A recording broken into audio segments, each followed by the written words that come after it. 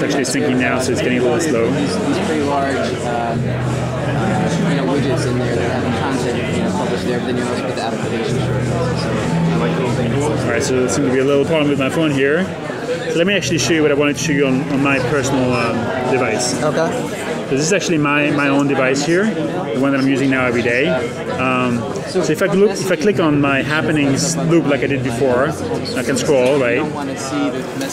And for instance, for chat, so I can look at a few more. And for Whoopin, I can of course comment on that status, but I can also communicate with Whoopin in other ways, right? So if I start typing hey, you can see here a little pop-up, and with a field where I can actually enter my message, and I can actually write to Whoopin on his wall, but I can also choose other means of communications, right? I happen to have Whoopin's email, so if I want, I can actually switch into an SMS, right? So it's not only the notion that we want to aggregate content from different services, we also want to integrate it across the phone. Fundamentally, we believe there's no reason why if you wanted to Facebook message someone, you would have to go to the Facebook application. Wherever you are on this phone, whether it's here reading a Facebook feed, you should be able to SMS a person. If you have in the phone application, you should be able to Facebook message that person, right? The notion that the features and the content is now on the phone for you, and you can actually play with it and access it and use this function anywhere, right? So that's one thing I wanted to show you. So this notion of integration and aggregation into the core experiences. So what else? So we talked about emails and happenings. We also have a little weather widget that we created. Here I've set up my the weather for San Francisco and for Sunnyvale, the places where I live and where I work. So that's sort of real-time information about the weather.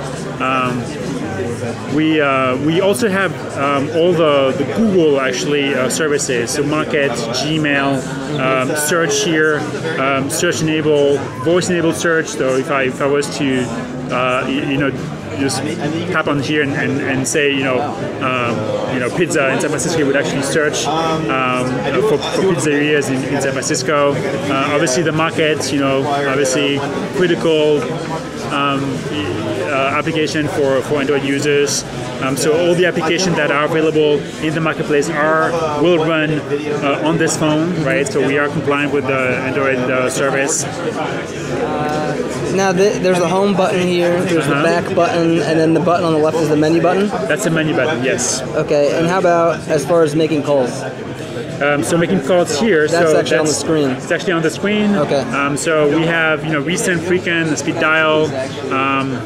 And again, if you think back about the aggregation that I was talking about, this picture, for instance, is actually coming from Facebook, right? So we're getting the data from one place, and we are reusing it where it makes sense. And so if I tap on here, it'll call, this is my wife, it'll call my wife, but I can also long press, oops, I'm actually calling here, but I can actually long press and have access to other means of communication with my wife from here, right? Including, go directly to contact. Once I'm actually in contacts, I can, And this is a significantly better looking. I can, do some Facebook stuff, like write on wall, poke, and so forth, right? So actually, so what about the other, like the keyboard? Is there anything? There's the D-pad on the keyboard. That's a dedicated search button. It's a dedicated search button, absolutely. Does that search everywhere on the phone, or just the application you're in? Or so that actually search, the search is actually dependent on where you are in the application. So if you're in the contacts application and you tap on this button, it'll do a contact search, and so forth. So it's actually context dependent. Okay. And then there's how about there's a 3.5mm headset jack? 3.5mm headset jack. And there's a 5 megapixel camera on here. It has Wi-Fi. What else? 3.1 inch screen. We actually have a complete, by the way, specs sheet. Okay. If you want, that you can pick up, and a USB card with some more details. And the back of it, the design, is that just out of a stylistic thing that like that other side of the phone?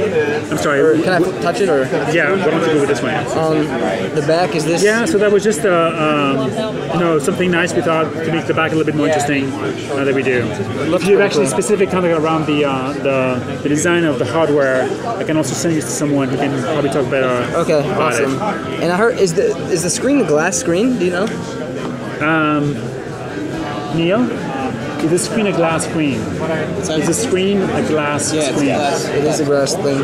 Awesome. That's what I heard of people that had like access to it at the beginning. That the screen was really like firm compared to the G1 that I have. If you push it in really hard, you can feel it like give a little bit. Right. But what do you think? It feels great. I mean, it's quick. And so, does it show you anywhere where? Which screen you're on? So wait, which is the? So there's a little indicator which panel you're on. Oh, there it is. So we have 5 panels on the home screen. Okay, so and of course you can move the widgets. You can completely customize the screen. You can change the wallpaper. scroll over. You know, you can set up. We are now actually in the news widget. So now you can actually. This is all the stuff that I'm getting on this phone. You can set it up. You can add.